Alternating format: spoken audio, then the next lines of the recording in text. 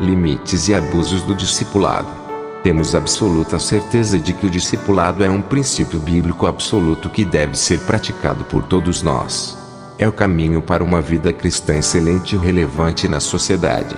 Porém, como em qualquer relacionamento, corremos o risco de cometer excessos.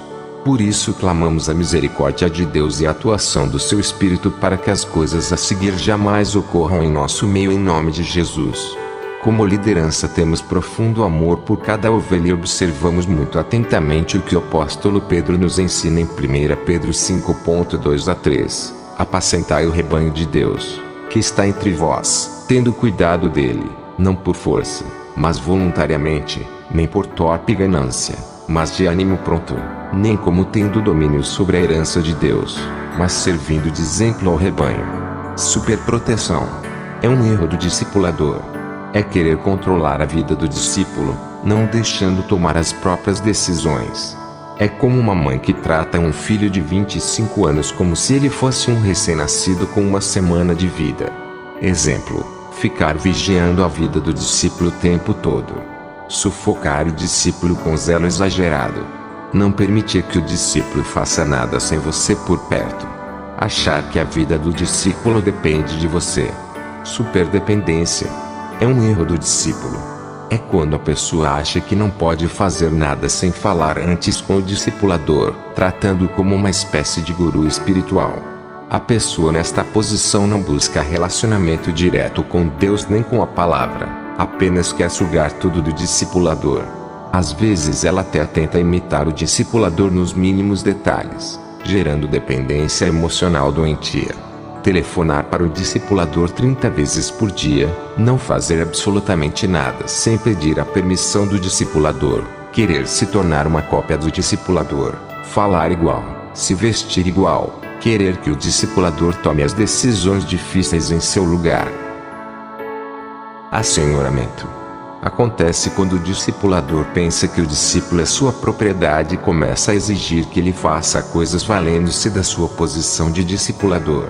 Isso está totalmente errado. Jesus nos mandou fazer discípulos, não escravos. Exemplo: o discípulo não deve satisfazer as necessidades do discipulador, apenas gestos voluntários de amor e serviço cristão. O discípulo não deve dar dinheiro, nem pagar as contas do seu discipulador. O discipulador não deve ameaçar espiritualmente do tipo: se você não me obedecer, Deus vai te cobrar. Dizer ao discípulo que ele deve pedir permissão para fazer alguma coisa, sair de férias, comprar um carro, etc. Tentar fazer o papel de Deus. Acontece quando o discipulador pensa que ele deve ter todas as respostas para a vida do discípulo. Devemos ensinar as pessoas a buscarem a Deus para obter respostas e não ficar orientando tudo o tempo todo, senão o discípulo nunca crescerá em Deus. A vida espiritual do discípulo depende primeiramente de Deus. Nós somos apenas instrumentos. Exemplo: o discipulador não deve dar respostas para tudo, por mais que às vezes ele saiba a resposta. Eles devem orar juntos, buscar o conselho da palavra e ouvir a Deus. O discipulador jamais deve achar que os erros do discípulo são afrontas pessoais a ele. O discipulador não deve impedir que o discípulo tome a decisão errada. Nesse caso é preciso orar ainda mais por ele, ficar ainda mais junto, mas jamais proibir a pessoa de fazer determinada escolha. Confie em Deus. Adotar outros conceitos que não estão na palavra de Deus.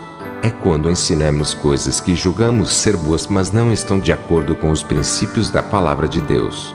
Cada vez mais os cristãos estão absorvendo pensamentos cristãos, livros e mensagens que parecem muito boas, mas que vêm de homens que nem sequer acreditam que a Bíblia é a palavra inspirada de Deus.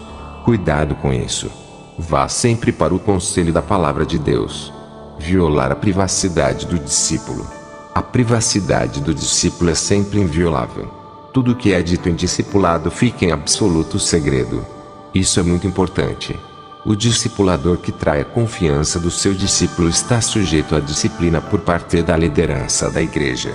Se você sentir que precisa de ajuda para auxiliar o seu discípulo, você deve primeiramente pedir a permissão dele para compartilhar o assunto em questão com seu discipulador. Se o discípulo permitir, faça apenas o combinado. Se ele não permitir, não comente nada com absolutamente ninguém. Se Deus respeita o livre-arbítrio do homem, você também deve respeitar. O discípulo nunca está obrigado a nada. Deixe o discípulo se abrir no momento em que ele desejar. Nada de manipulação.